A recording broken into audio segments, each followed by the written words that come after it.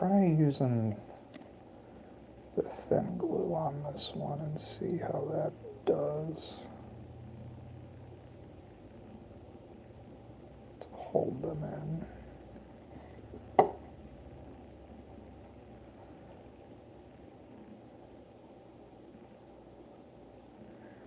Go.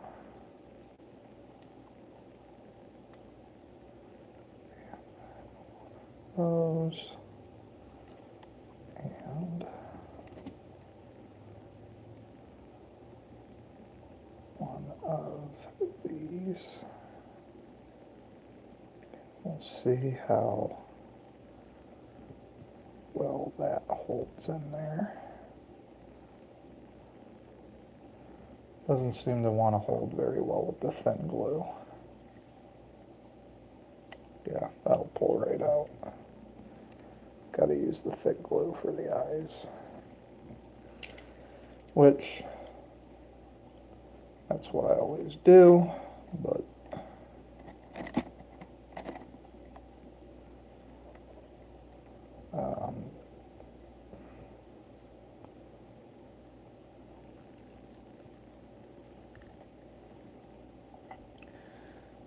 we're running out of this bottle, so I might need to go pick up more.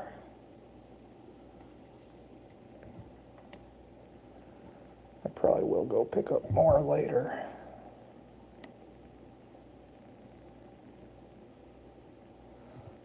Okay. And then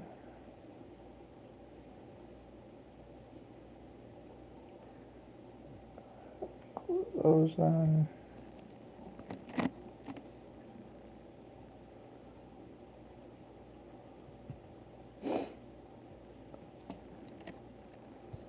Go ahead, glue that in. How you doing? Got any questions about 3D printed fishing lures? What do you want to know about 3D printing fishing lures?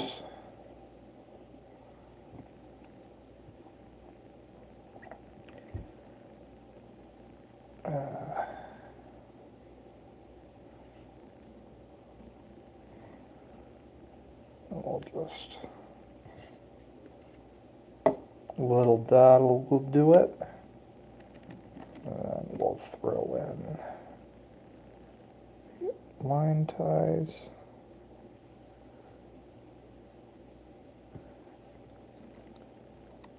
How you doing? Got any questions about 3D printed fishing lures? Anything you want to know?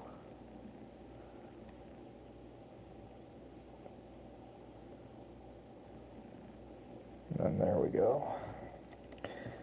And we'll do a layer of clear coat on these later. These are rainbow ABS lures. Let's see if we can get it to focus. And this is a little glide bait, 2-inch glide bait used for smallmouth out of creeks and rivers. And if you listen, it's got a rattle chamber in there for all that bird shot. So, if you are into 3D printed fishing lures, you can visit my website and enter for a chance to win 6 of these bad boys. I'm doing a giveaway once a month, every month, on these glide baits. And if you, all you have to do to enter is take a picture of a fish that you have caught on a 3D printed fishing lure. Doesn't have to be one of mine. It could be your own custom design, one you found on Thingiverse, anywhere, really. And you can enter to win 6 of these. Just send me a picture.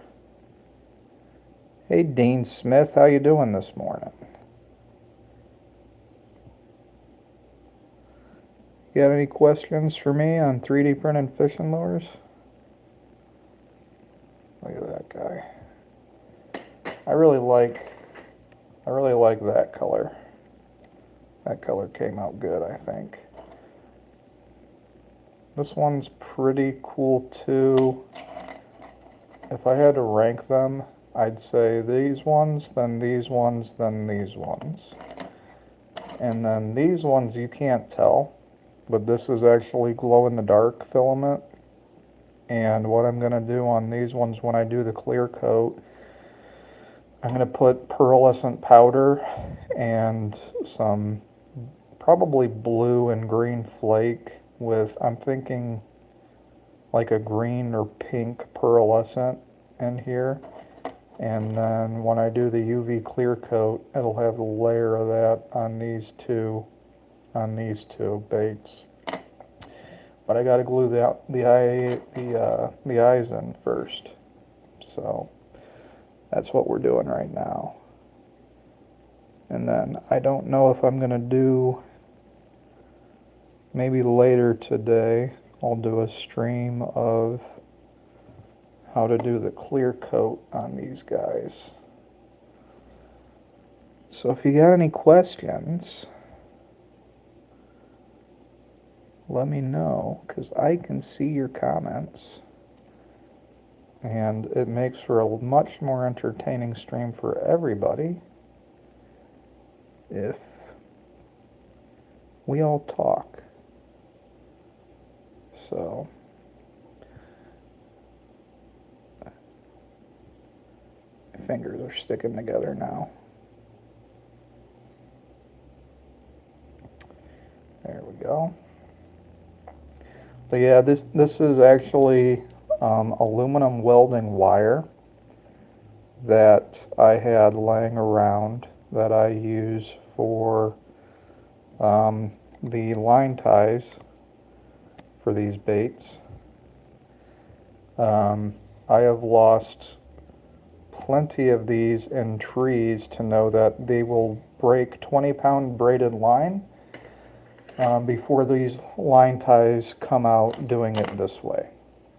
So if you're curious how well they hold up, I mean, I've caught, the one time I snagged, well, I've snagged logs in the river on my kayak and pulled myself on the kayak from the line to the log. Caught, I don't know, probably a 5-pound catfish on one of these things out of the river, smallmouth out of the river. Caught plenty of fish and just swung them on without a net over top the kayak. Doing it this way, the eyes are plenty durable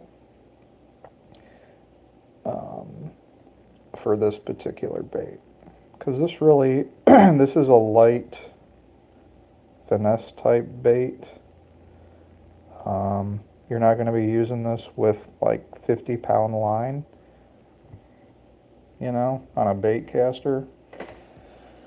So doing it this way is more than good enough. So why don't we do some of these. TikTok Short 6789 said hello. How are you doing, TikTok Shorts? You got any questions for me on 3D printed fishing lures? Are you going to make me into a TikTok short? What do you want to know? Speak now or forever hold your peace.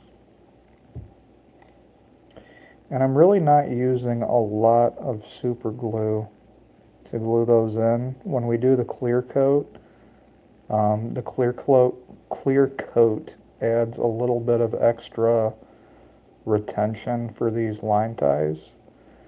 And it doesn't really take a lot to make it strong enough for what we're doing.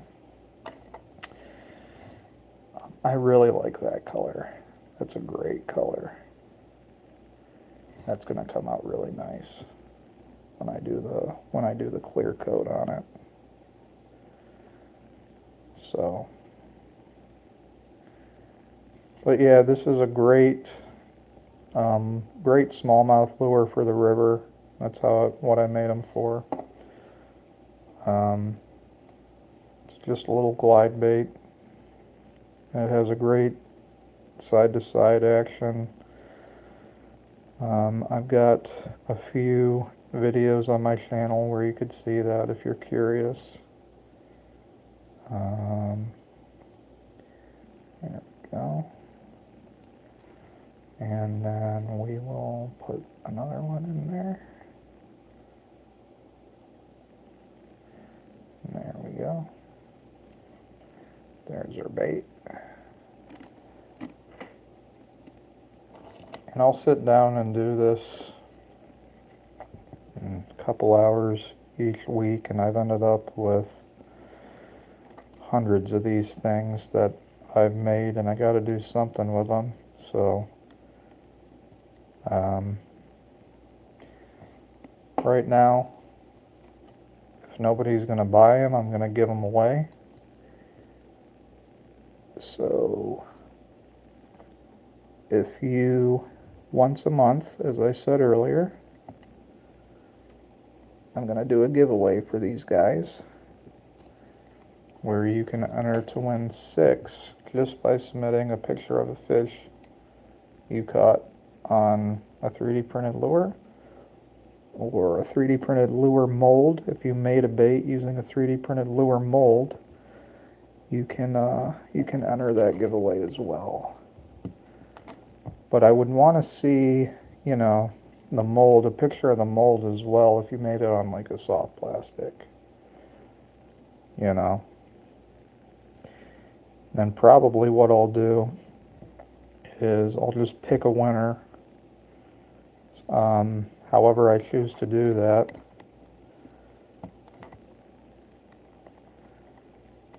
And pick a winner, mail them out once a month. And if you're curious about like how much filament these things use to make some of these baits, I think on my, it depends on the printer how many I can print off. Like I have a Cutie X+3 that has a larger print bed, and I can print 40 of these things at a time. And then on my Bamboo X Plus or X Carbon, I can print 28 at a time. Same as my Elegoo Centauri Carbon, 28 at a time. So like this one in particular here, this little orange chartreuse guy, this was done on my Bamboo X1C, this one, and this one was done on the Elegoo Centauri Carbon. This one's PLA, this one's ABS. Was trying to do the ABS on the Centauri Carbon. It was giving me problems. So I don't necessarily think it's the carbon's fault, because my Cuties, my Cutie Q1 Pro and my Cutie X Plus was also giving me problems with this ABS filament. I think this is just kind of janky ABS filament. The X1 Carbon can handle pretty much any filament you throw at it for the most part, where the other printers can be a little more particular. But if you're curious, X1 Carbon, Centauri Carbon, and then this one is the Cutie X Plus. So, see if we can get, it's a little bit harder to see the details on this one. I would say that generally the X Plus tends to be a little bit more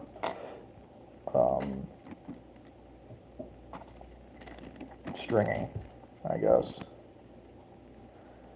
which I could probably fine tune it in, but it's good enough for what I'm doing with it. So nobody's got any questions this morning. They're just saying hello and watching, which is fine, but it makes it easier for me to talk about stuff if people have questions.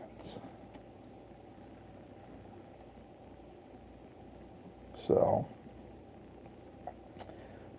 I guess I can just talk about the differences between PLA and ABS generally speaking, for anybody who may be curious about like what kind of filament to use for 3D printing baits or molds. So for the baits, I found it doesn't really matter as much if you're doing it the way that I do it, which is 3D print with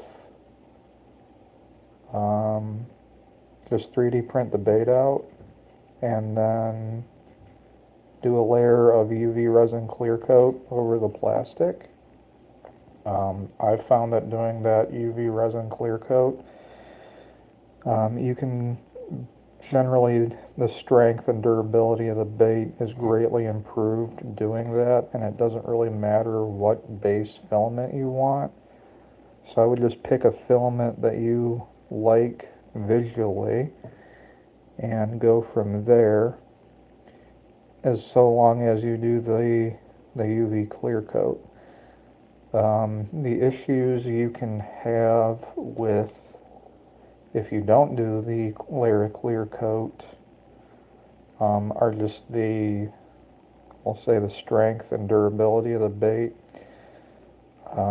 Like PETG has a tendency to do a brittle fracture if you were to say bounce it off a hard rock really hard or cast it like, let's say you're casting on the river and there's a bridge that goes over the river and you're trying to get right up along the pylon and you just whip it at it and you end up just blasting your lure off the concrete. That could be a problem with untreated PETG, where that could shatter the PETG. PLA, good all-around filament for doing this, but the problem you could have with PLA, if it's really hot out on your boat, for example, like let's say 95 degrees out and you got your tackle box out sitting in the sun, the PLA could actually melt and start to warp and deform. PLA softening temperature is, I think, like 60 Celsius, which is like 110, 115 Fahrenheit. PLA can start to it's not going to melt necessarily, but it's going to become soft. So you got to be careful with that. And if you have a layer of the UV clear coat, that can kind of help keep it from deforming. ABS. The interesting thing about ABS to know, the only drawback so far is just how quickly the super glue sticks to it when you're putting them together. I don't know if you saw in my last stream, I have a couple of these sitting here where like as soon as you touch them together with that super glue, like if you don't have it lined up right like that, like it dries just so quick. With the two layers of it like that, and it can just totally mess up your blank and you're not getting it apart, which can be a good thing and a bad thing, because since the super glue bonds to it so well, like you can be pretty darn confident like these eye ties are not going to come out. For example, not that I have to really worry about that with the PLA or the PETG ones either. So, what else can I talk about? I guess the last time, talk about this, the last time I took these out was on a spot on the river. I know there's a good number of northern pike in, and I had a northern swipe at one of these guys right at the bank of the river. Was not able to get a hookup. Northerns are notorious for just swiping at baits like that. So was not able to get the northern on one of these, but so far I've caught smallmouth and catfish on this bait in particular, channel catfish, if you can believe that. And then I don't know if anybody saw my video I did with designing a lure in ChatGPT and doing that. But I also caught catfish on that bait. One of them was a really good sized channel cat, probably 25-inch, 6-pound channel cat on the ChatGPT lure. This one I designed myself in FreeCAD, and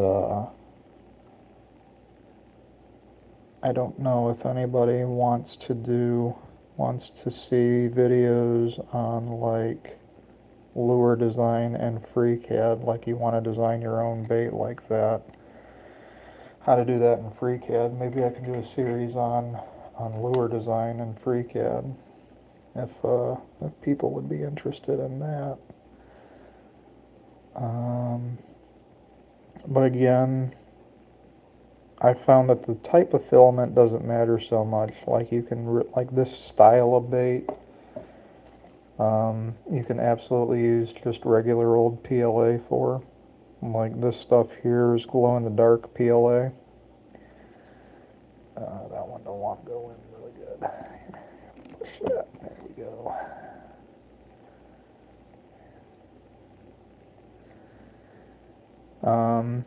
So yeah, this is glow-in-the-dark PLA, for example. I think that'll come out really cool when we're done with it, and we get a layer of clear coat on there to really make it pop. Come on, you can do it.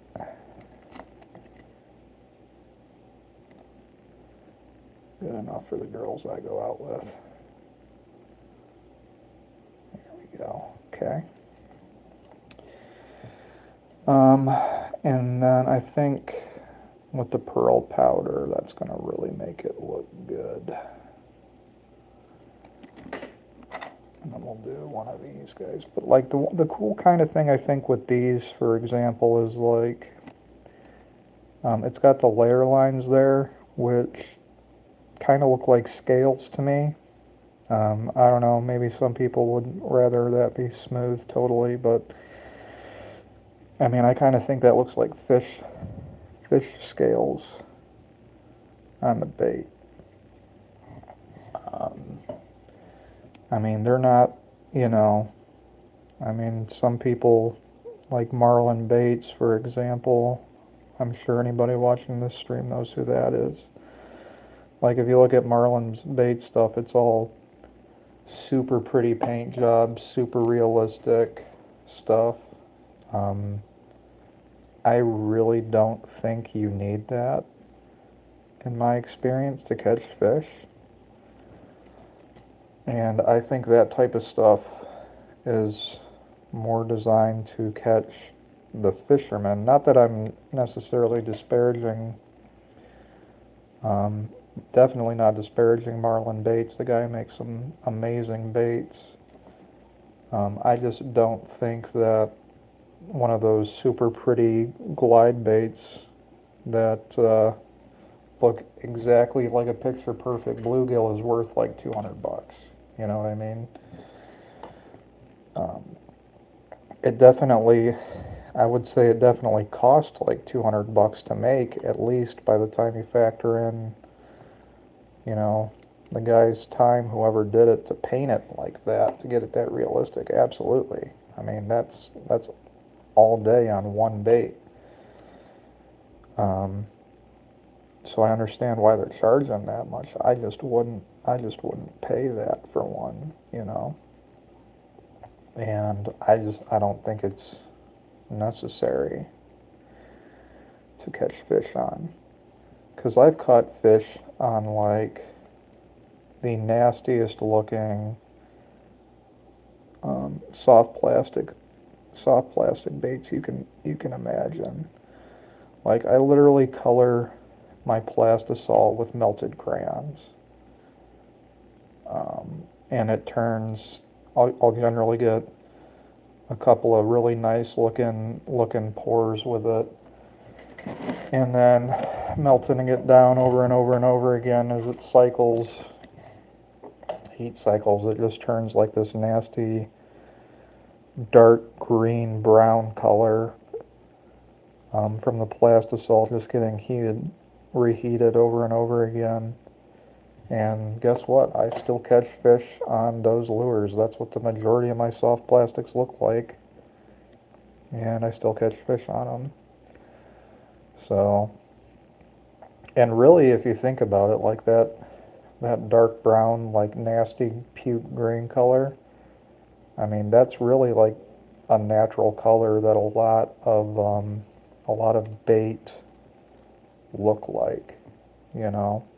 So it's not surprising. I mean, it's a natural color pattern that it's just not super visually appealing. But anyway, there's that. Quite a few people rolling in. I got 30 some people watching. Does anybody have any questions about 3D printed baits, lures, anything? What do you want to know? 3D printed injection molds, FDM injection molds for these. The baits are printed themselves, but I also do a bunch of soft plastic bait molds that I can print. You could print on like an Ender 3 if you wanted to. What do you want to know?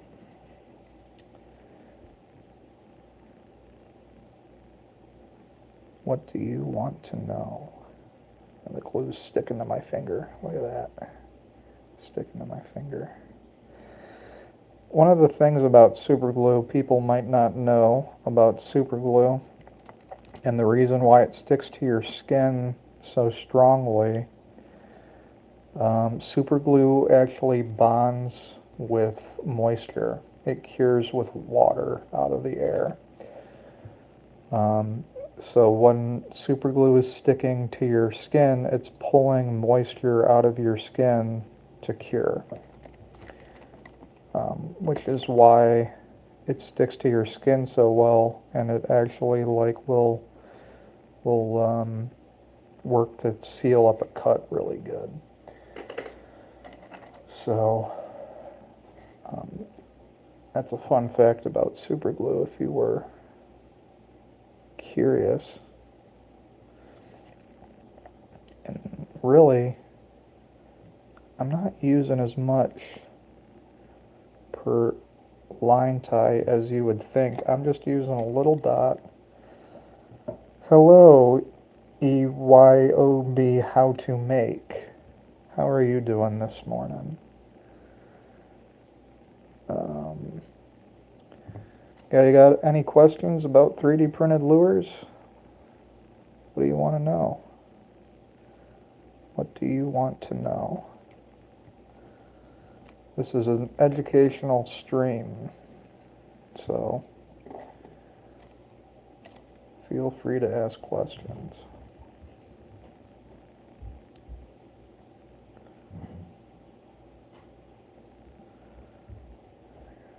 There we go. Another bait there. Anyway, what was I saying? But yeah, you can 3D print the injection molds, and I mean really you could even just use plain PLA, and it'll work for a couple of mold cycles. Depends on the bait. Really the thickness of the bait and how much heat the bait holds while it's cooling is dependent on how well the material the mold is made out of has to reject heat before it warps. So like a really thin bait, small cross section, you can probably get away with a bunch of rounds of PLA with a PLA printed mold before it'll warp too badly, because remember, the thing about heat and how materials react to heat is all of the heat in one object does not transfer into another object instantaneously. So the PLA mold, for example, the reason a PLA mold works for soft plastics at all is that PLA isn't heating up quickly enough to melt the mold. There's not enough thermal mass in the injection plastisol to melt the PLA, unless there is enough thermal mass to do that, and then it will melt. And the larger the bait you're trying to make, the more thermal mass the plastisol is going to have. So, but generally speaking, what I recommend for the soft plastic molds is polycarbonate. Polycarbonate has one of the highest heat deflection temperatures of any material you can print on an FDM 3D printer. I think it's like 150 Celsius, which is around 300 Fahrenheit, which is about the temperature of the plastisol you're going to be injecting. So polycarbonate is a really good material for FDM soft plastic molds that you can print on a consumer grade printer.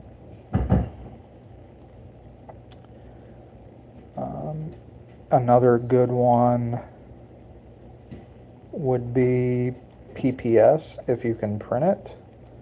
But PPS is pretty expensive filament, and you need a pretty special printer to print PPS on. I have tried printing PPS, and I've tried it on my X1C. It doesn't work, at least not well. I've tried it on my Century Carbon, and it broke the nozzle off. And I've yet to try it on my, I want to try it in my X+3 because it's got the chamber heater, which is supposed to help with PPS. So maybe we can get one to work on the X+3. Remains to be seen, but the thing is, like, it's a $70 spool of filament for the PPS that I got, and even that's like cheap PPS. Like, if you're talking like a name brand PPS filament, you're talking like 120 plus per spool, and that's carbon fiber PPS. And what I've found with carbon fiber filaments for the injection molds is the plastisol will stick to the carbon fiber, and it really doesn't like that.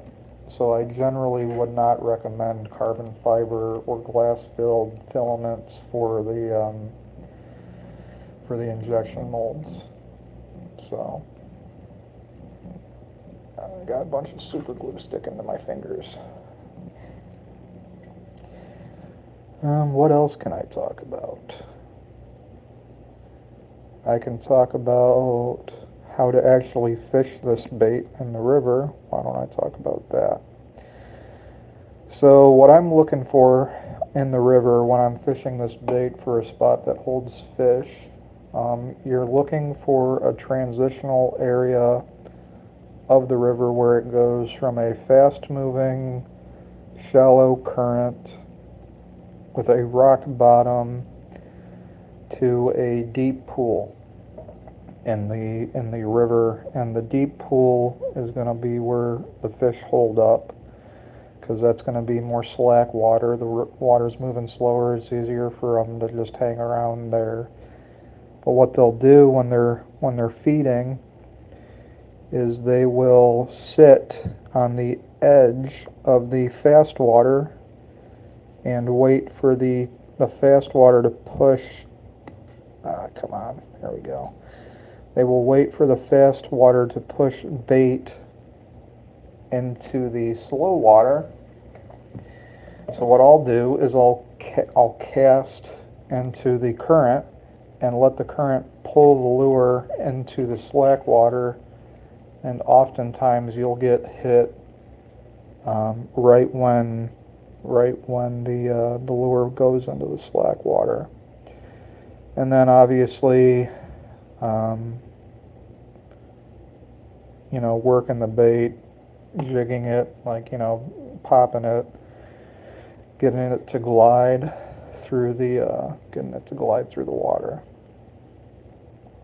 So, what else? That's mainly the key to these baits.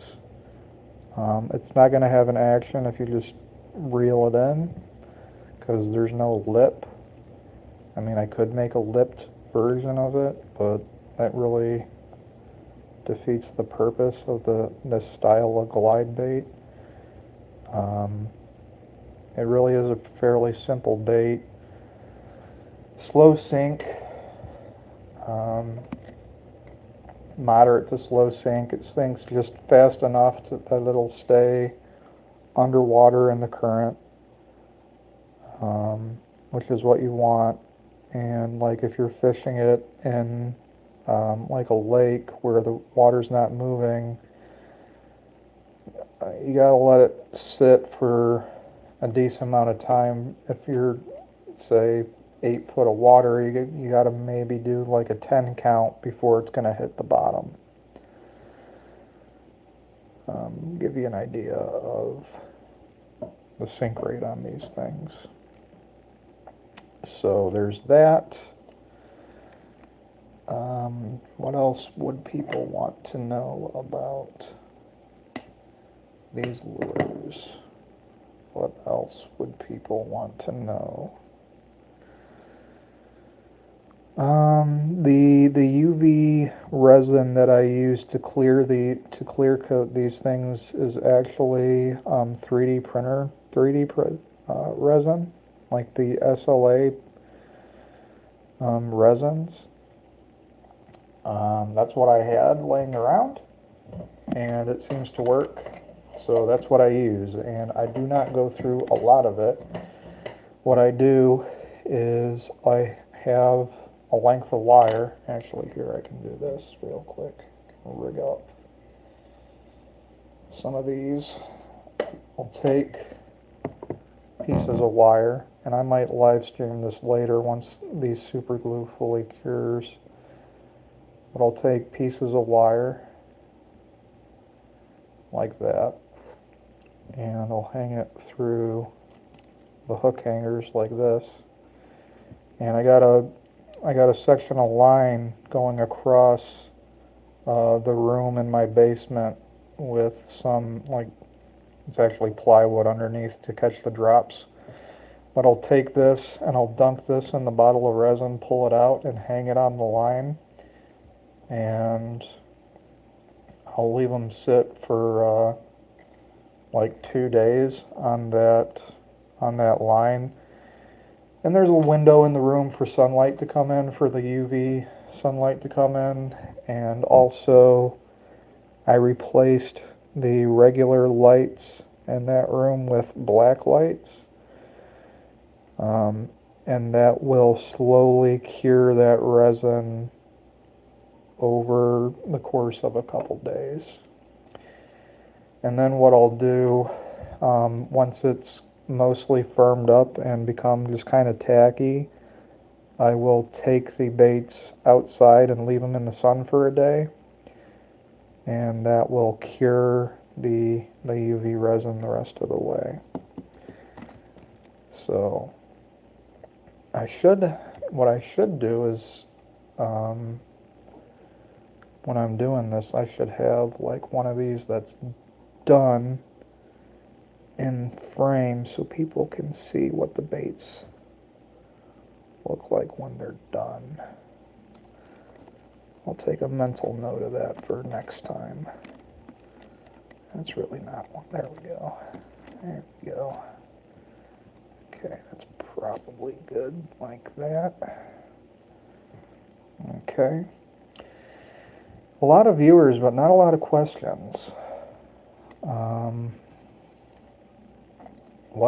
I'm really curious what questions people have, which is why I keep asking.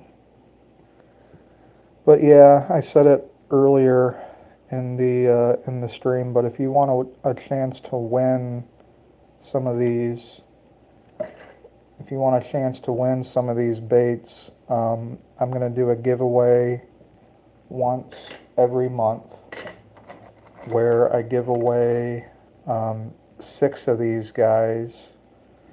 And how you enter it is you go to my website, www.3dprintedmolds.com, and you send in a picture of a fish that you caught on a bait that was 3D printed. Doesn't have to be one of my baits, could be any 3D printed bait you want. And the bait has to be visible in the picture. And if it was a molded soft plastic, you could take a picture of the soft plastic with the fish and then also submit a picture of the mold, because just to confirm it's a 3D printed mold you used. I don't think I want to allow, like, I've seen people, they'll 3D print stencils for painting and then paint like blanks. I'm not going to count that, because that just, I don't know, you can paint a blank without a 3D printed stencil. Like, it's great you 3D printed the stencil for it, but I want the actual bait itself to be made using 3D printing. So hopefully people enter that. The first drawing will be September 15th. So by September 14th, if you want to enter that, get a picture in by September 14th. It doesn't really need to be, like, if you submit one September 15th, you could be entered to win for the next draw, which would be October 15th at that point. So it's going to be once every month, so don't worry, like, if you miss the deadline for 1 month, you'll just automatically be rolled into the giveaway for the next month. But as you guys can see, I can put a lot of these baits together pretty quickly, and I've probably got over 200 totally finished baits made. So if I'm giving away 6 a month, I can give away 6 a month for over like a year and a half before I run out with what I've already got currently made. And that's not counting everything in here, and then, I mean, these are all the clamshell blanks I got just from, I mean, this is literally like maybe 2 days worth of running the printers when I got all these blanks. There's probably over 300 lures worth of blanks and just in that box. So you can make a lot of baits really quickly this way. So, but I mean, if you don't want to, um, like, let's say you wanted to buy one of these things, I do offer them on my website for $20 for 6 of them plus shipping. If you did want to buy some of these um, for yourself to try them out. Um, I feel like that puts it just around $3 a bait plus shipping. The shipping anymore is pretty outrageous, honestly. It's like $10 to ship continental US. So you're looking at around 30 bucks by the time it's all said and done for 6 of them. So $5 a bait. I don't think that's an awful price for these. I don't know, but we'll see. It's really the shipping that gets it that price up to $5. Like, I feel like $3 is more than fair enough for one of these things per bait. What I would really like to do is find like bait shops I could sell these to at like 20, 40 of them at a time. But this far, I've reached out to some local bait shops around me and honestly not had much luck with that. Which I don't know. Maybe I'd have more luck if I just like walked into the bait shop with them. I was like, hey, I make these. Can I sell them in your bait shop? You know, maybe maybe then I'd have more luck because like I don't know, just cold call, sending out an email like, hey, it probably goes right into their spam folder. So who knows? But honestly, I really like these baits. This is probably my favorite bait that I make right now, which is why I've got like hundreds of them. And it's not like I don't, you know, I have many, many different lure designs. I don't know how many I have on my website now, but probably like 10 to 15. My second favorite bait that I do right now is probably the flatworm, which is like a leech style imitation bait. That one I did really well with on smallmouth earlier this year in the creek by me. And I also hooked into a rainbow trout steelhead, Great Lakes run steelhead. And unfortunately I wasn't able to land it. It was pretty comical, actually. I hooked it, and it was probably early, like first week of June when I hooked it.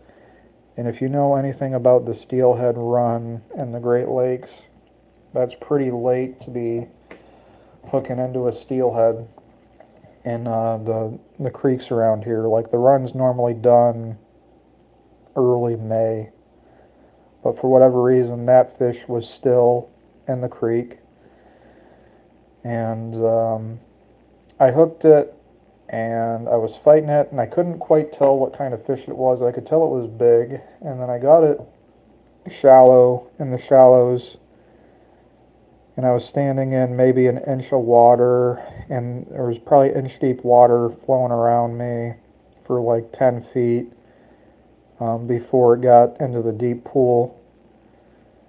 And so I tried to drag it through like that 10 feet of that shallow water, and at this point I'm like freaking out because I'm all excited. It's a decent sized steelhead, which I've been trying to catch a steelhead for probably 2 years out of this spot, and I haven't been able to catch one. But I'm dragging it up the shallow water, and then the hook pops out. but the fish is still like, like doing one of these numbers in the shallow water. So I'm running and chasing the fish around in this area of the creek. It's shallow water, and the fish is like going like that, and I'm chasing it around for probably a solid minute, trying to grab it so I can, say that I finally caught a steelhead. And it would have been like extra cool because it was on one of these baits that I was designed and was working on at the time. But unfortunately, after like a minute of chasing the thing around the water trying to grab it, to throw it up on the bank, the thing got oriented right and was heading back towards the deep water. So I decided I would try to make one final effort to land it, and I jumped for it. I did. And I was not successful in grabbing it. But I gave it my all. I don't know what else I could have done to land it. It would have been really comical to watch. Like if you were some other guy watching this all unfold from some other section of the river, I'm sure somebody was laughing their ass off watching the ordeal. But yeah, I would have really liked to land that fish, but I didn't that day. We're getting to the time of year where the steelhead will probably start running again here next couple weeks, up the rivers. So gonna be looking forward to that. I'm almost out of this thicker glue. I'm gonna have to run to the store and get some more.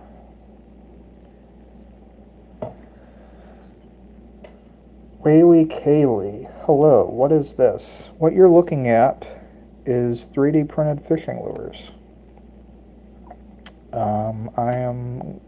So this is a 3D printed blank, and it's printed in 2 clamshells.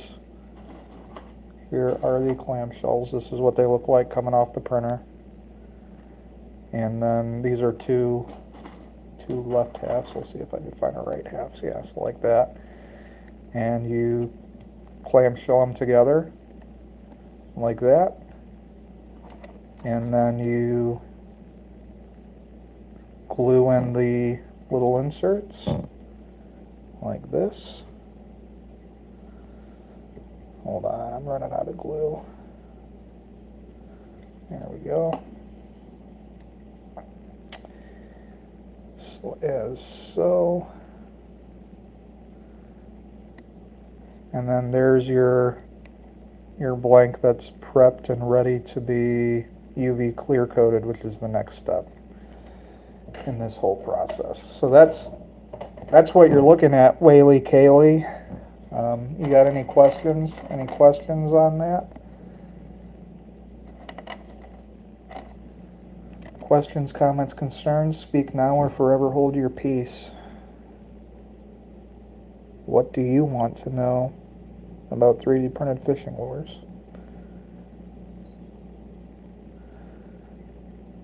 More specifically, I call this bait in particular the creek glider because this style of bait is meant to be fished in rivers and creeks for smallmouth primarily.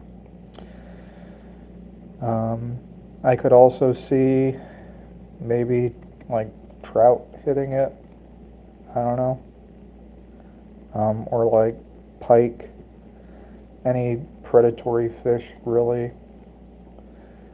So that's what it is, that's what you're looking at. And I'm just putting together a bunch of them. I don't know how many I put together this morning so far, probably over 30. Khaki, not Kaylee. Well, I'm sorry, I can't read. Wacky Khaki. I apologize for getting your name wrong. But we just met. How am I supposed to know? Yeah, I'll glue together one of these so you can see that part as well. I use a thinner super glue again, not much, just a little dot, and then glue that together just like that. And then I'll do this one start to finish here. We can take our other little bottle of super glue. Come on, there we go, just like that. And then like that. And like that.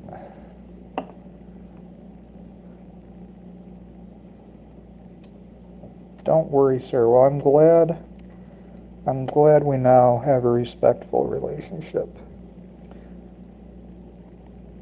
Mr. or Mrs. Khaki. Because that's not a gendered name. I'm really not sure if I can tell if you're a guy or a girl based on that name. Could be either, you know. Guys and girls both wear khaki, so I'm not sure if I should address you as sir or ma'am. Anyway, that's how you do it. And now we got a full bait together, just like that.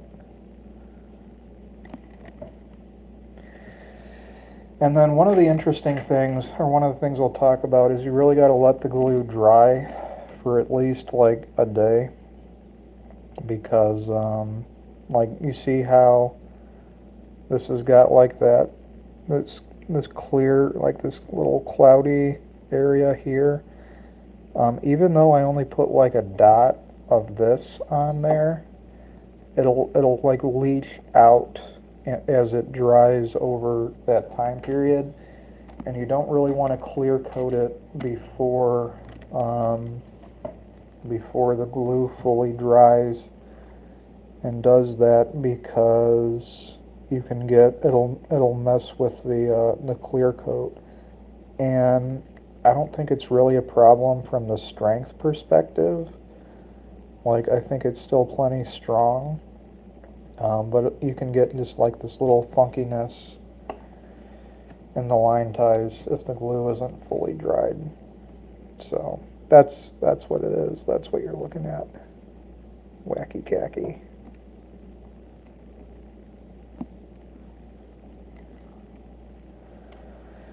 And it's interesting, you know, talking to the people in the chat, because there's certainly a delay in between when I talk and when the response is, like 20-30 second delay. So if you say something in the chat and I don't react to it right away, don't get upset. So I really like that color. That's a nice color.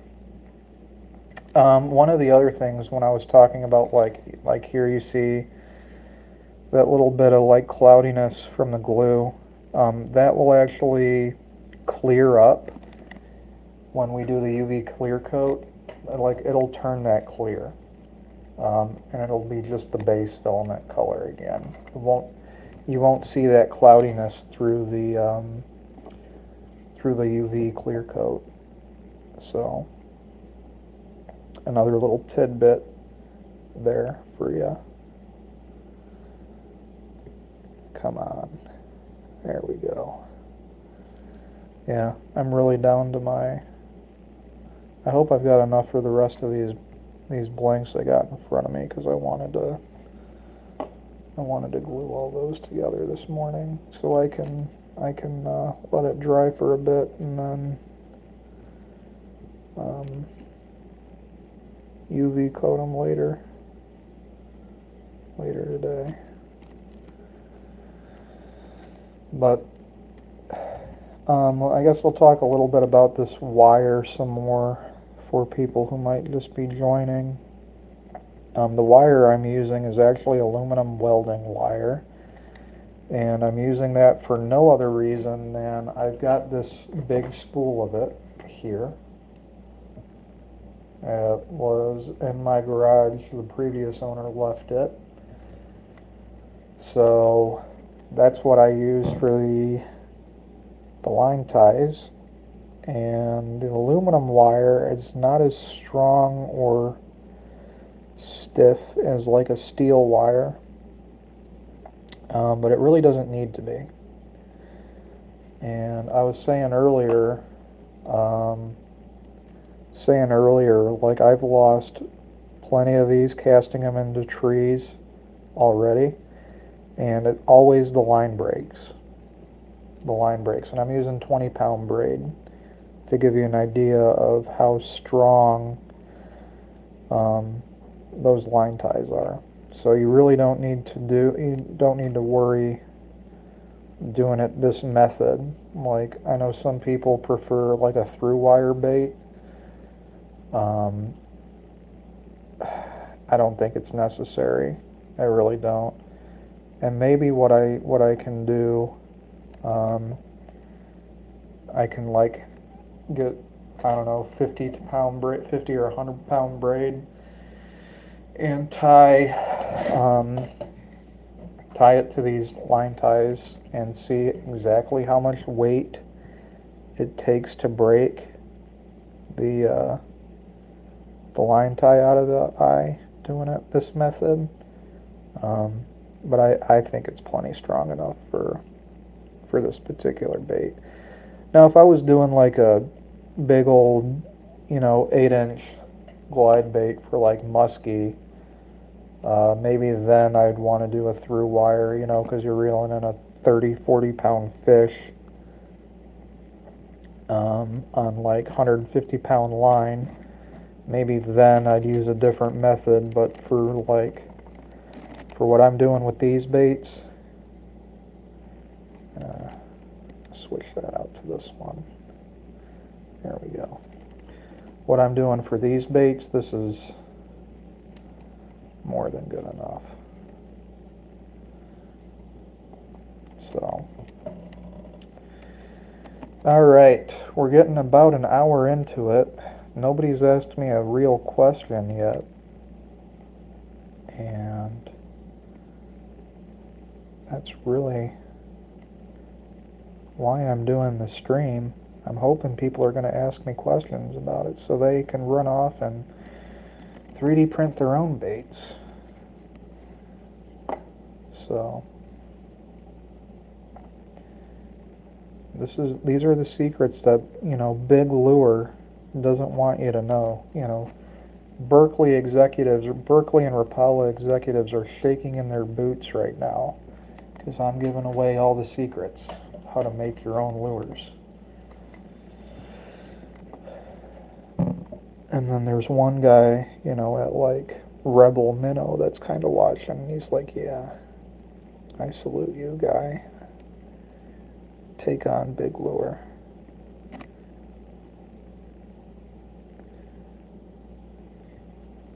Anyway, what else can I talk about?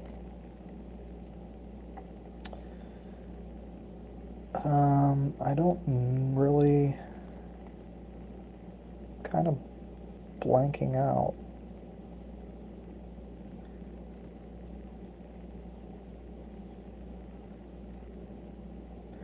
I can tell you a story about a boot, which is funny because this is going to have to do with Canada. When I was probably 8 or 9 years old, I went on a fishing trip up to Canada with my grandfather and uncles and cousins up to Canada. I believe it was Great Trout Lake, but I was pretty young at the time, so I'm not exactly sure. But went up there, up to Canada, and we were walleye fishing, smallmouth, pike, whatever would hit. And I remember one day we had to take the boats out each day and trailer them back to the cabin. Like we couldn't leave the boats in the water overnight where we were staying. So we get off the lake for the day, and the adults are taking the boat out of the water, and I find this little leopard frog, on the side of the lake. So I catch the leopard frog, and I'm holding it, and my uncle goes, "You better not take that thing back to the cabin with us. You better throw that thing back." So I say, "Okay, I'll throw it back." And then they go back to getting the boats out of the water. And we're driving back, and my grandpa at the time had one of those big Chevrolet Astro vans, like the full-size vans, like 90s, bench seat in the back, TV in the center console for the, you know, and I'm sitting in the back of the van next to my uncle, and I had one of those vests, those fishing vests on that had the chest pockets. And wouldn't you know it, the chest pocket starts moving. And my uncle looks at me and says, "You put that frog in your chest pocket, didn't you?" And I did. I had the little frog in my chest pocket, and he made me release it when we got back to the cabin. I don't know what I was going to do with it. I think I wanted to keep it for bait to use the next day, but he made me let it go. And then there's another funny story about that trip to Canada.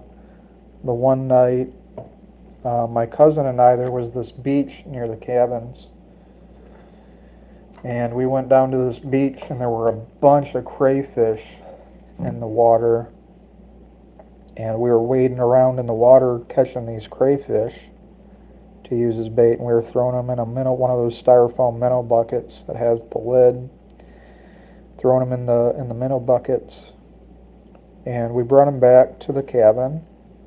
We probably caught, I don't know, 20 or 30 of these crayfish, and the cabin just had a little porch, enclosed porch in it, and we left the bucket there. And next morning we wake up and we're getting ready to go fish, and we go to grab the crayfish, and we look at them and they're all gone. They had crawled out of the styrofoam bucket and were crawling all around the cabin. Like, we found one eating a mouse in a mouse trap. I think we found most of them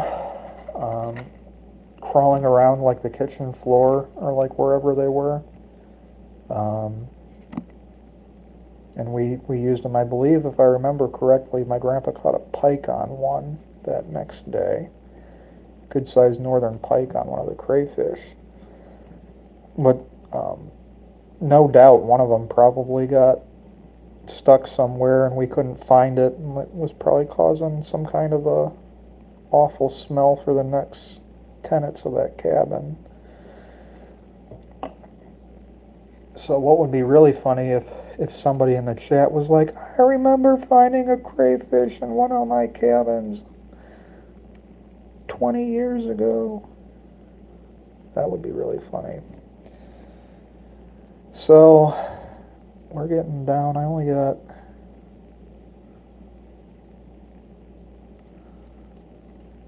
3 more blanks after this one to go yet, and then I might just start gluing up more clamshells. Still a decent number of people watching, which I appreciate.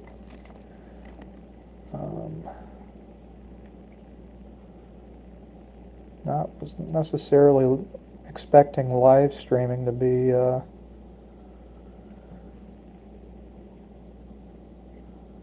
the way to go. I guess people like watching baits get put together. ASMR type content, right?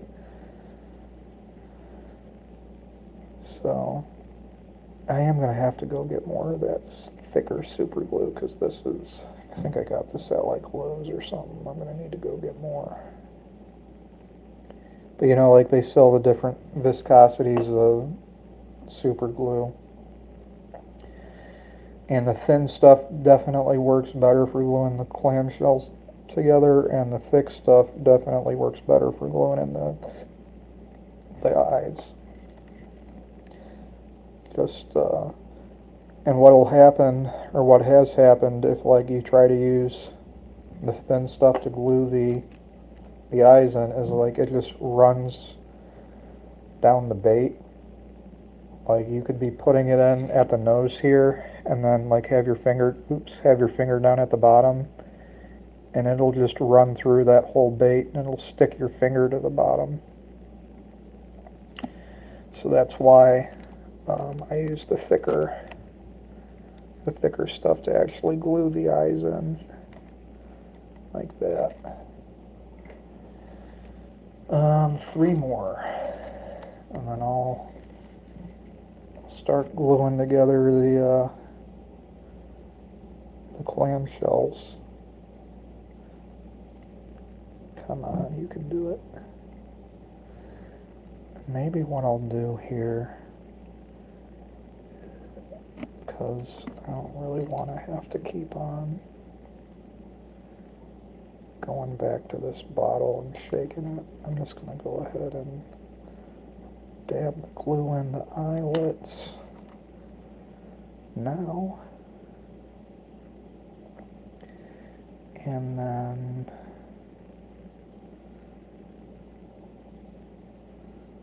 yeah, this bottle's about done.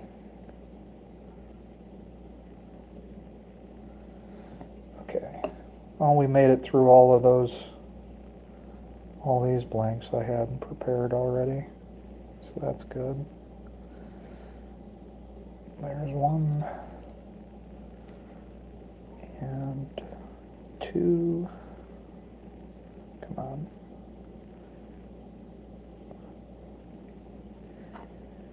2 and 3. So chat, let me ask you a question. What is your favorite fish to fish for? Like if you could only fish for one more species of fish the rest of your life, what would it be and why?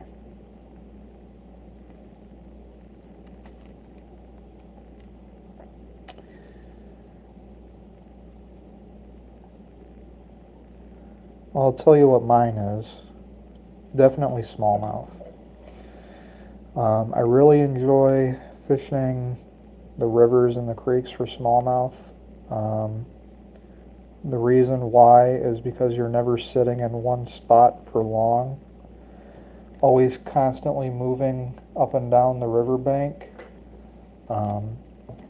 Moving around trying to find the holes and where the fish are hitting. So that's why I like fishing for smallmouth. I'm not one to just, like catfishing, I'm not like one to just sit in one spot and just have a line out and wait. ADHD brain, so I like constant activity. So there we go. And that's the last of these blanks. So as long as we got a decent number of people watching, I'm gonna switch over to, yeah, see that bottle? That bottle's about done. Switch over to doing the clamshells. Alright, and we gotta pair up some of these.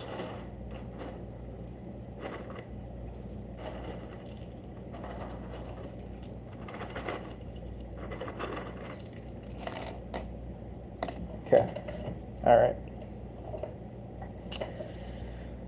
Alright, take one big stretch and a yawn.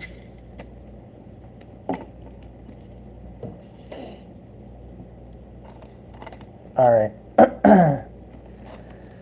so we kind of got to match these up, like here's 2 halves there. And we'll take our bird shot and just kind of scoop some in. I'm not like counting the individual BBs, like just enough to fill up the chamber on one side. And then a little dot of glue. And then slide that together, just like so.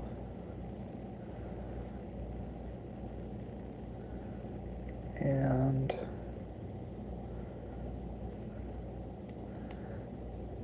that's interesting.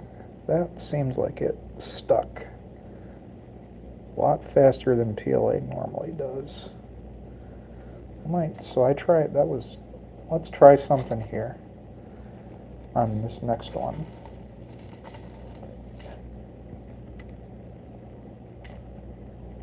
On that one I kind of like slid it,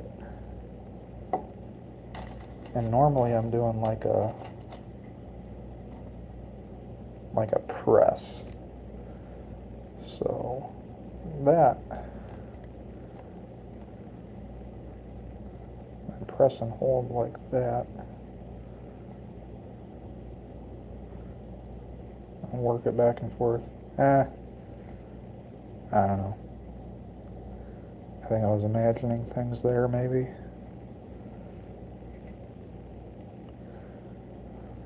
Okay. Let's do one of the glow-in-the-darks. Oh, we don't want to do glue yet. Get our BBs.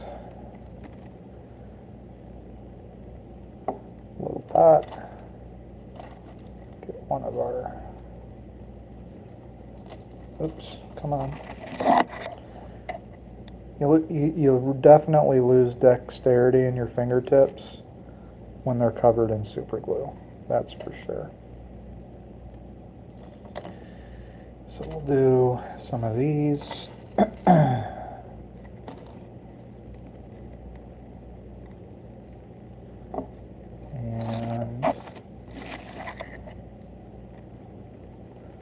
just like that.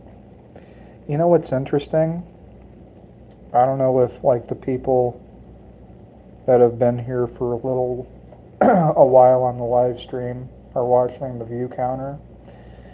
But I can tell you with certainty that when I'm gluing together like these plain color ones that look like this, when I'm gluing together these ones, less people join than when I'm talking about the bright colored ones. So here, watch this. I'm going to pick up and start gluing together only some of these colorful ones, and then watch the view counter. Okay? Alright, so let's do some of these ABS ones. And these ABS ones you got to be careful with, because with the ABS, for whatever reason, like the glue just really sticks to the ABS.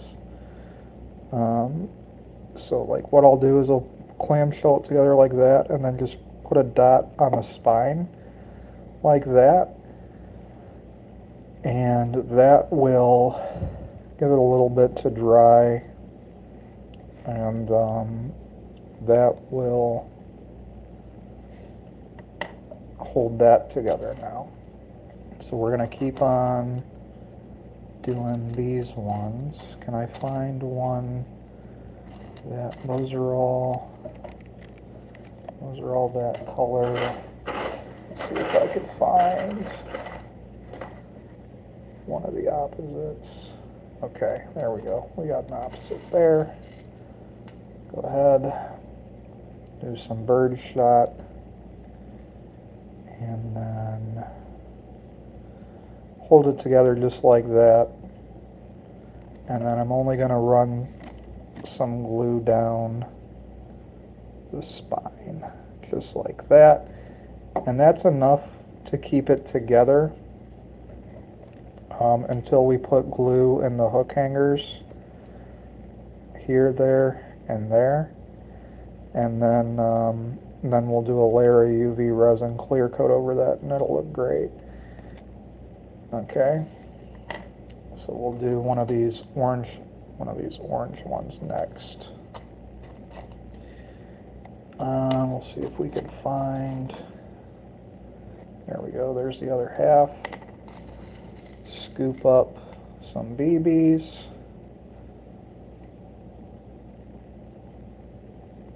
Hold it together, just like that. And then just a little bit down the spine. Let that dry up. And see, look at that.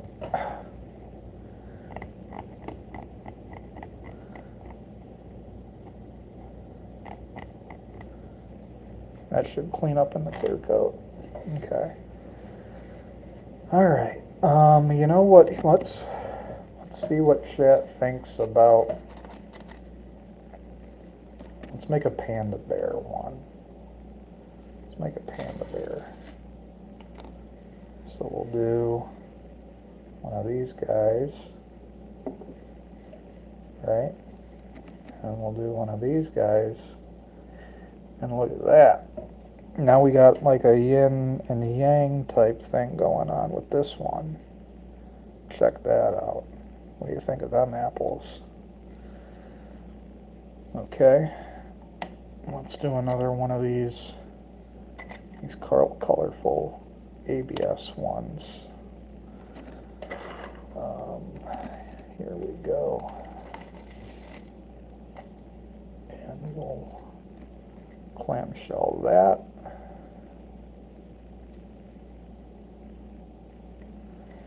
And we will just a little dot on the spine. And then that will cure and seal it like that's enough to hold it together until we're ready to do the next step.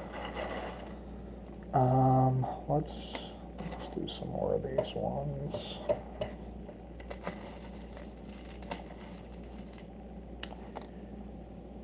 So we will do a little dot. Oops, wrong side. Need one on the other half. Glue that half on. There we go. Just like so.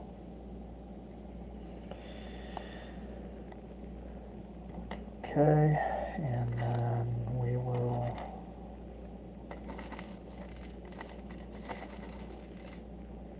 get some more BBs in there. Just a little dot. And rub it around a little bit. And we are good. Oops. Now my fingers are sticking to it. Okay. And then we will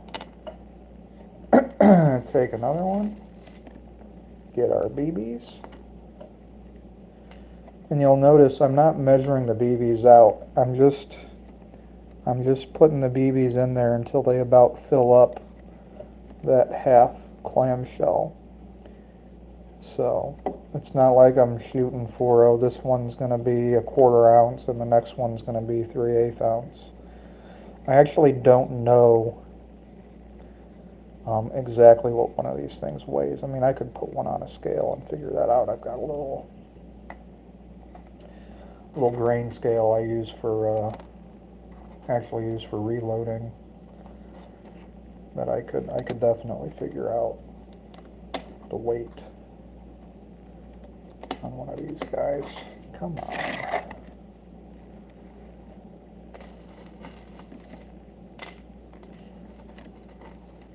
But they definitely have a good rattle to them in the water. And I have to wonder if that's like maybe what draws the catfish to these things, because I have caught way more channel catfish on these things than I would expect. Like, it's to the point now where, like, I made this lure for smallmouth, but, like, I almost consider it a catfish lure. It makes no sense to me. And don't get me wrong, like, I catch a fair amount of smallmouth on them, on them too. So, like, don't think I'm only out there catching catfish on them, because I'm definitely not. I got a little bit of glue in there. Let's try to do that. Okay. But it's definitely not just a catfish lure. It's just really odd to me, like, why the catfish in particular go for them. Like, I don't know. Because, you know, catfish typically don't go for lures. And I don't know if it's just something about, like, the UV resin I use, or, like, or what, that just makes it more visible to a catfish. I don't know. I ain't even be knowing, man. I ain't even be knowing. But, go ahead and put a little dot on there. Stick that on like that. And we'll go there. Like so. And I'm really having all this super glue on my fingers. It makes it hard to pick these things up. Go ahead and a little dot there, and go like so.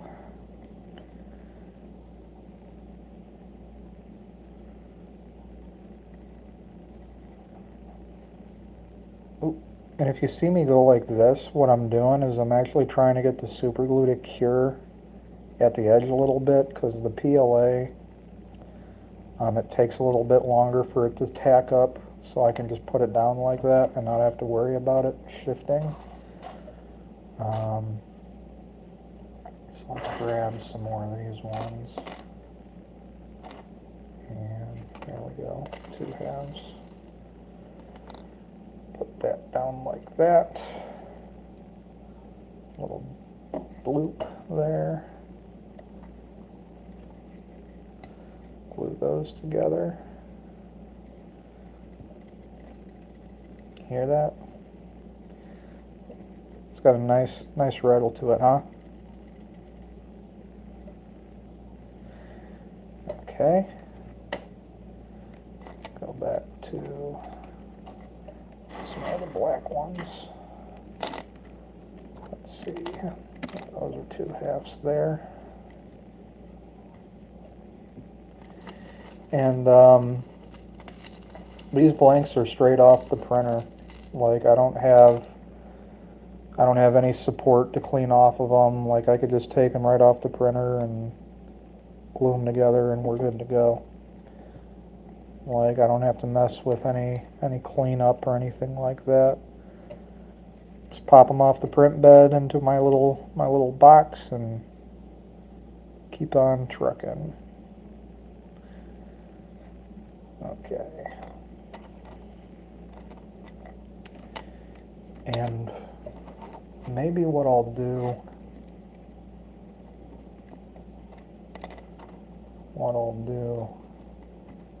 when I'm through these ones is go and grab, those are all the same half. I don't want any more of those. Let's see what we do here. But I've got a good number of these that the clear coat is dry on. So maybe what I'll do next is go grab those, and I can show you how to put the hooks on, how I put the hooks on, and do that for a little while next, because I got probably, I don't know, 60, 70 like that are in that stage. And we'll do some of these ABS ones. I need another, there we go.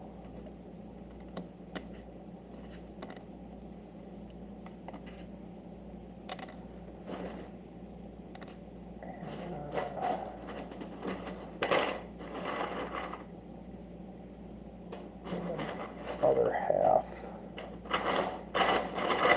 It's pretty amazing, like, I always seem to grab all of the same one half, and theoretically I should have 50-50 chance of pulling them out, right? But I'll end up with like these two are both the same half, and I need to get like I just grabbed these two out of there, they're both the same half. Like I just want see, look, same half. I don't get that. There we go. Took 3 tries. Okay, let's get these, the last of these ones glued up and ready.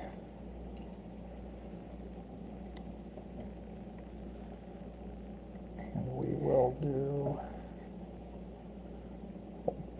a little dot down the spine on the ABS, just because of how quickly this super glue stands up, firms up on the ABS. It can, and the reason why I do it down the spine is sometimes with all this glue on my fingertips, trying to line it up on the flat to do it like that. I've got 4 of these sitting over here that are glued up wrong, so that's why I do it like that. And it really doesn't need a lot of glue to hold together. And the clear coat will then do a lot of the work to keep the bait all held together right when it's when you're fishing it. So, and we'll go and do this just like that. Bing, bing, boom, bop, bam. Okay. And that's already, like, that's not coming apart, you know? Okay. And then we'll do, why don't we do one of these guys? We'll put this guy together. Okay. All right. And then we'll do another one of these. I don't want to wait for this life to be over. There's a little bit of singing for you. There we go. Like so. And get some more BBs. Like so.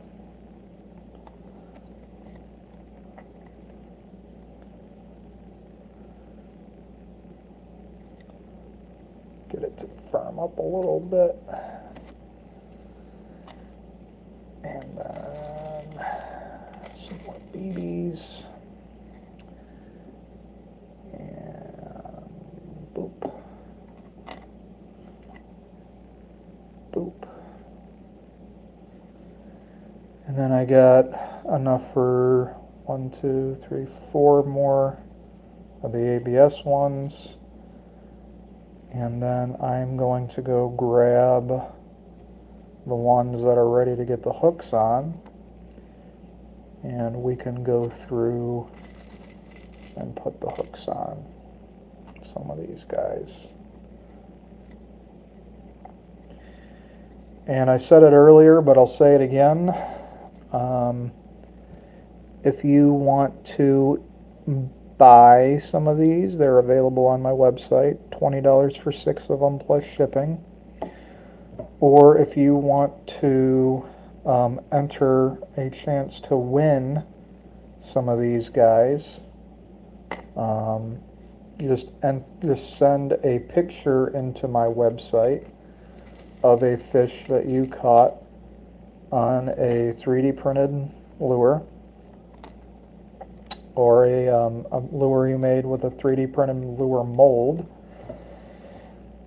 soft plastic, any fish you caught using 3D printing to make the bait, and you could be entered for a chance to win 6 of these guys. I'm going to do a giveaway every month. 15th of every month we'll pick a winner, and yeah, you can win 6 of these. So 6 of them, $20 value, really a $30 value by the time you count the shipping, because I'll include the shipping and the cost of shipping. You know, it's not going to cost you anything to get the baits, because really I want to get these things out there. I think I think if I got a lot of these things out there for people, and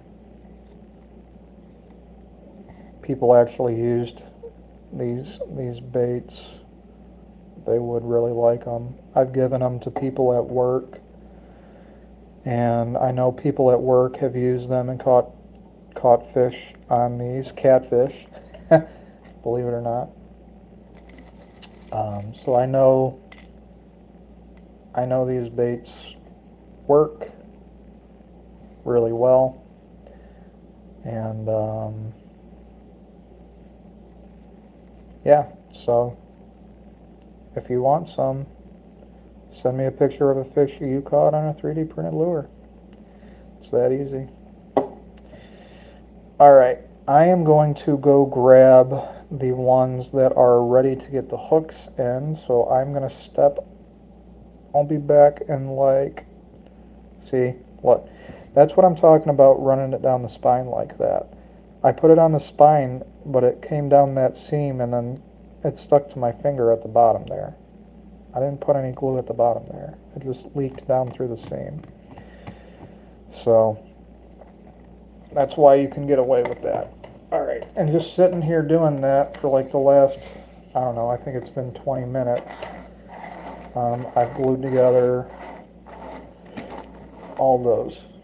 So that is 1, 2, 3, 4, 5, 6, 7, 8, 9, 10, 11, 12, 13, 14, 15, 16, 17, 18, 19, 20, 21, 2, 3, 4, 5, 6, 7, 8. There's 28 baits here that I've glued together in the last like 20 minutes. 20, 30 minutes talking about that. So, and then all these, I glued the eye ties in earlier. So you can make a lot of baits. I've been live streaming for hour 40 minutes. You can make a lot of baits really quick doing this. So I'm going to go grab the baits that are ready to put the hooks on and start putting hooks on. Be right back.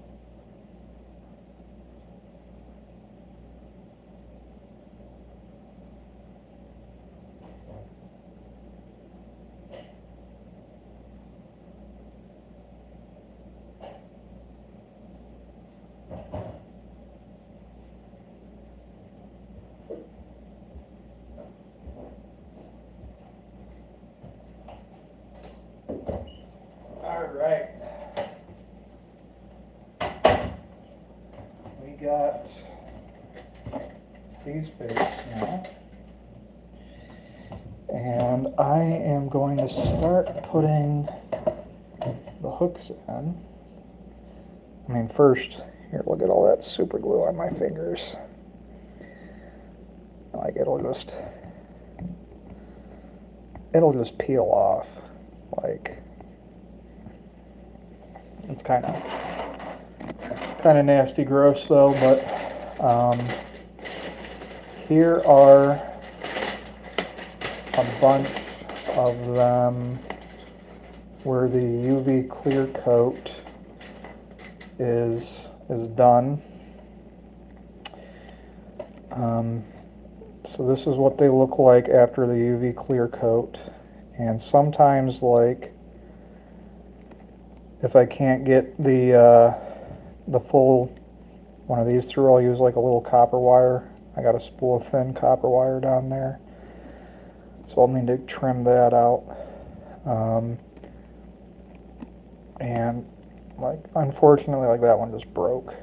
You can't always reuse these. Sometimes you can, sometimes you can't. You can't always reuse these little hangers for the clear coat stage, but that's what they look like when they're done with the clear coat. So then what you do is you take your little split rings. I got a bunch of them over here.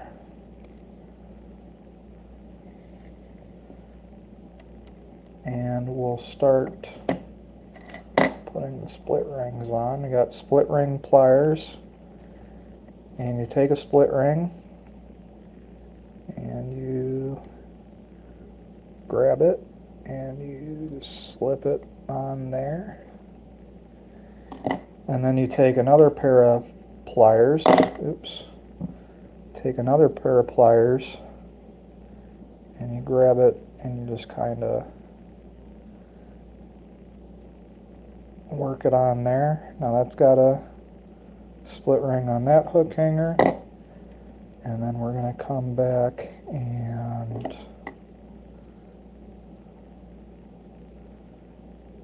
do this guy here. Oops. There we go. And then come back and put on that. And then we'll come back and put on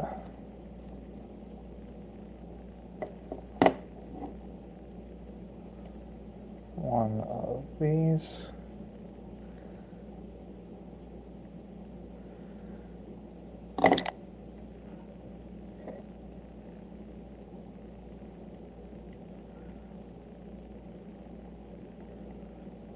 And there you go. Now it's got the eyes on. Not quite. I'm not going to put hooks on them. I'm going to get a decent number of them ready to put the hooks on by putting the snap rings on, and then I'm going to grab hooks and put them on.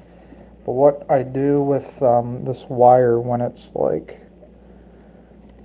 the purpose of the wire is for the excess resin to kind of drip off from it, but sometimes it'll get kind of stuck in there like that, and you got to kind of come in here and clean it up a little bit to be able to get that snap ring on there.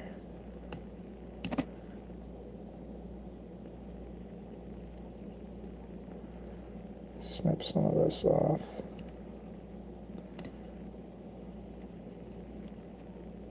There we go. And now it's probably going to be a little bit trickier to get like the hook hanger on this one. Let's trim some of this back a little bit.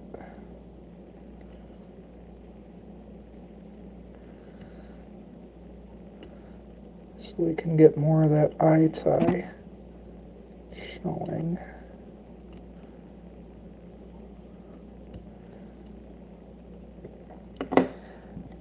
Let's see.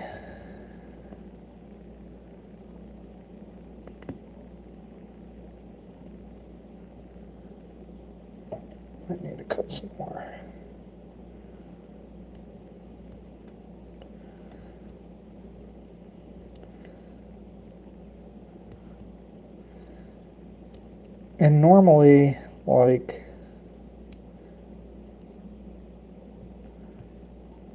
when you're gluing the eye ties in, you kind of want to leave enough room that you're going to be sure you're going to be able to get that hook hanger through, where the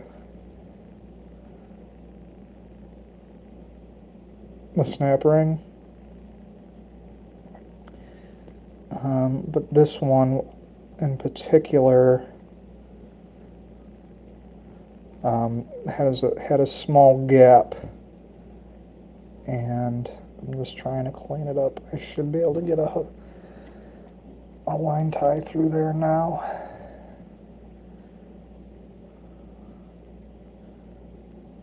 Just got to be a little bit careful with it.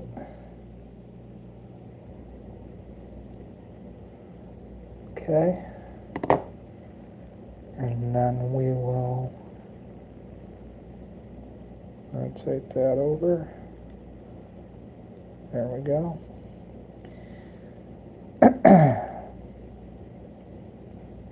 And work that through. There we go. Got that one on there now. And we will keep on keeping on.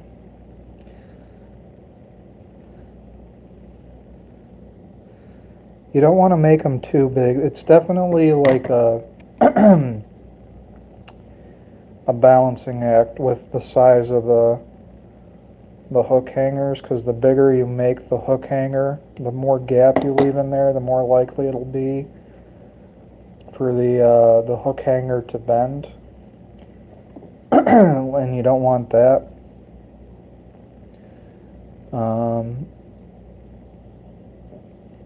But you want to leave enough of a gap to where it's easy to get the snap ring on, like so.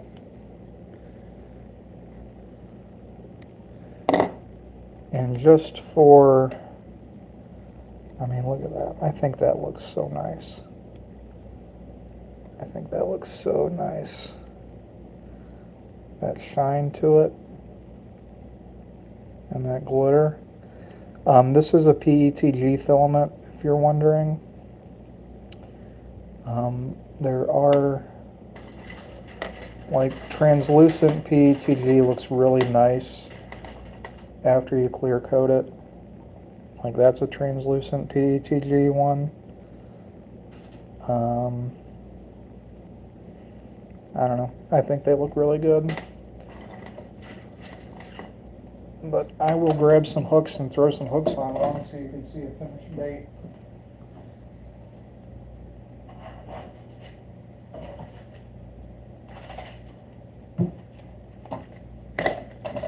And these are the hooks I use.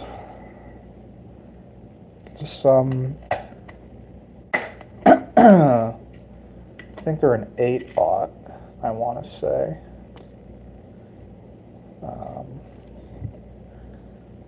And I will throw these on there.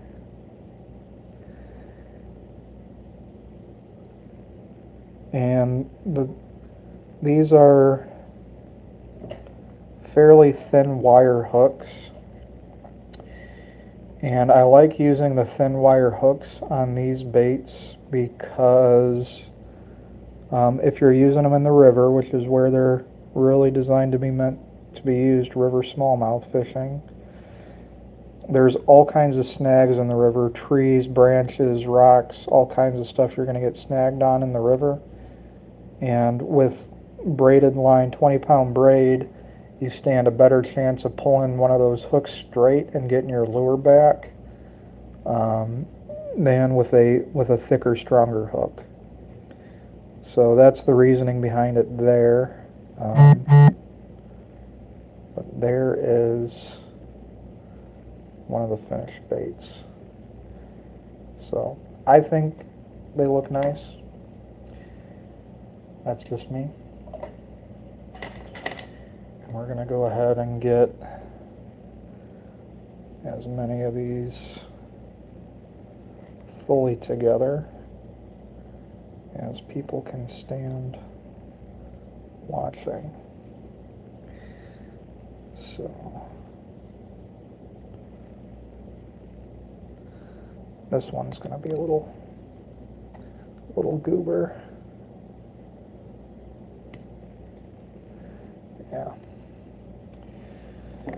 And it's going to need to come in here and break up a little of that epoxy.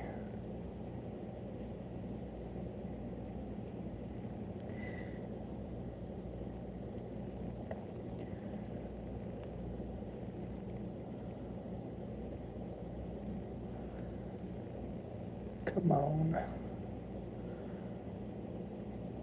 Alright, I'm going to need to push it through with these guys. Maybe.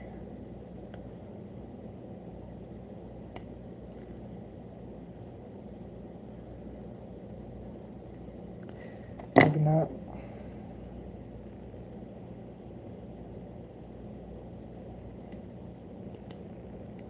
There we go. I'm just going to try to grab a hold of it.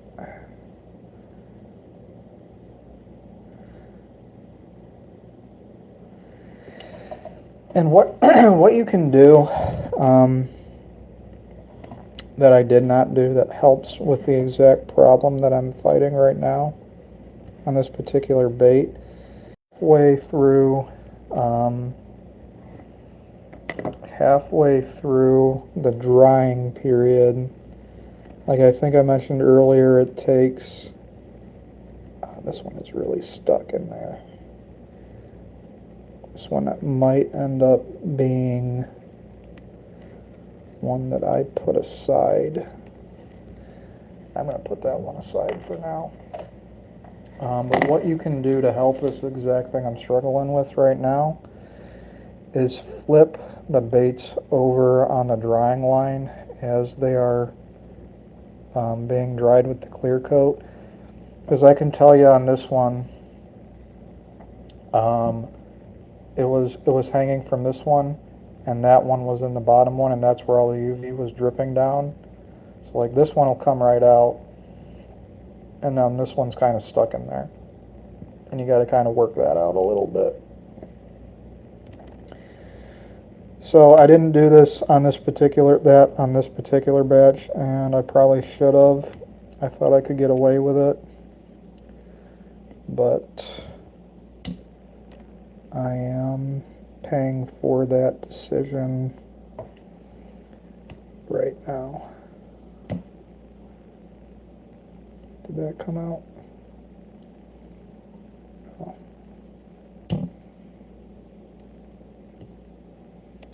I think I got it out. Okay, got that one out.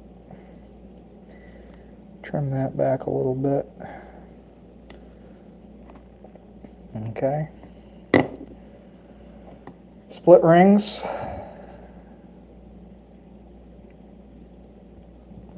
Grab the split ring. And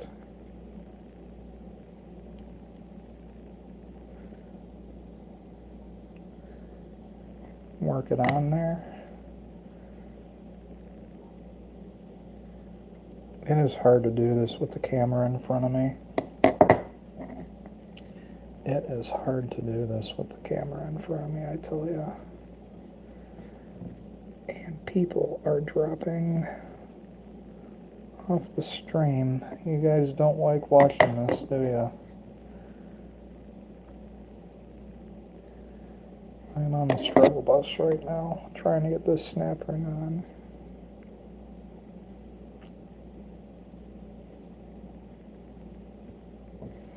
Okay. And come on. Sometimes what I'll do is like I'll just get it so where it'll slide over. like that. And then I can get the pliers on it and kind of wiggle the start of the wire. There we go. There we go. We did it. We got that one. And we are down to 6 people watching, 12 people watching. So maybe people don't really like watching this part so much.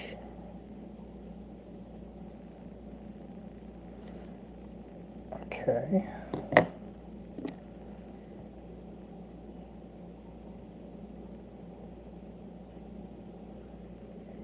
We'll loop that one through. I'm not gonna lie, guys, this is a lot harder with the camera in between me and the bait than it normally is. So keep that in mind as you're watching me struggle here.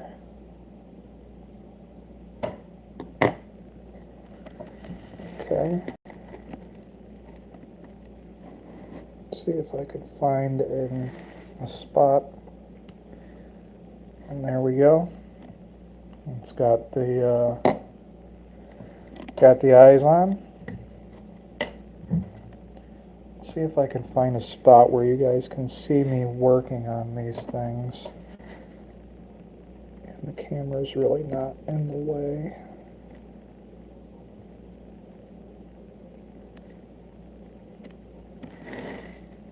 Man. Alright.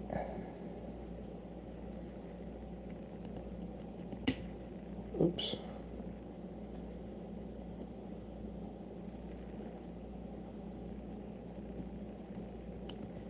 This one might.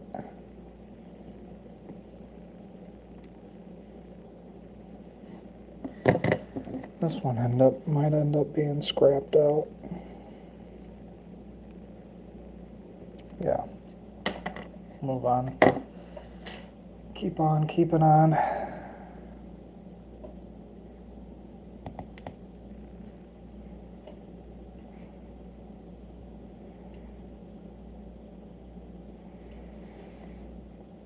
Okay.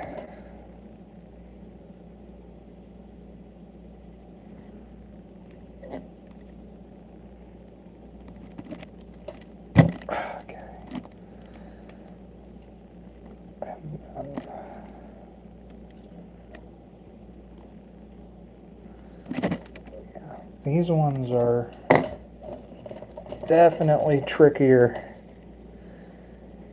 than other ones I've done. I'm having a fight with getting these out more than I normally do.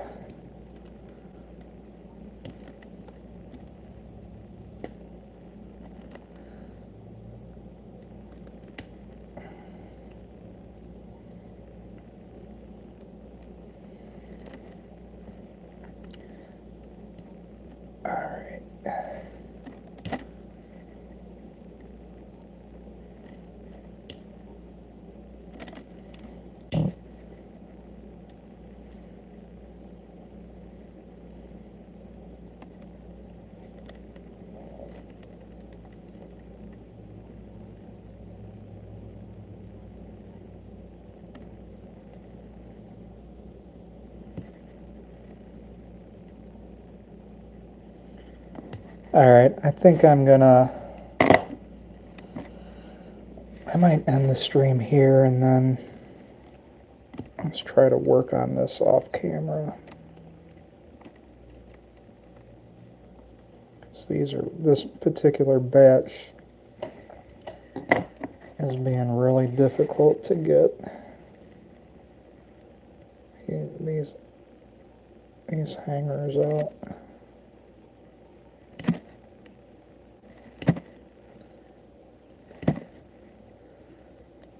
Alright, I think I'm gonna stop it here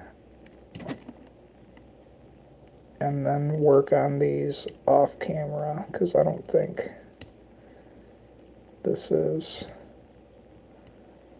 necessarily great content.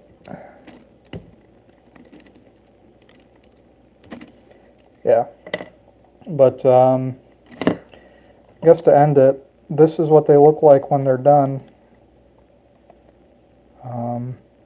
And I'll say it one more time. Giveaway, chance to win. Send me a picture of a 3D printed fishing lure on my website and a fish you caught on it.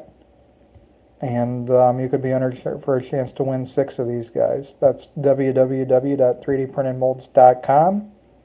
Hope to see you there. Thanks for watching. Have a good one. All right. And how do I end the stream?